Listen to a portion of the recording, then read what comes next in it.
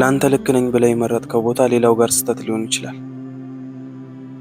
ከፈጣሪ ትእዛዝ አትውጣ እንጂ ያመንከውን ነገር ለማድረግ የሰዎችን አስተያየት አትጠብቅ። ማንም ሰው ስላንተ ያንተን ያክል አያውቅም።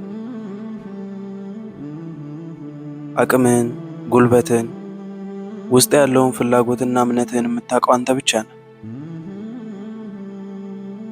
ሰው ምን ይለኛል የምትል ከሆነ፣ የሰው አስተያየት የምትጠብቅ ከሆነ ድንገት ያሰብከውን ነገር ሁሉ ማክሸፊያ ቃላቶች ከሰዎች ሊወረወርብህ ይችላል። ካሰብከው ነገር ወደ ኋላ ቀረ ማለት ነው። ሰዎች ጥሩ አድርገሃል እስከሚሉ የምትጠብቅ ከሆነ በይሉኝታ ወጥመድ ተይዘሃል። ብዙዎች ከብዙ ነገር ታስረው ወደ ኋላ የሚቀሩት በይሉኝታ ነው።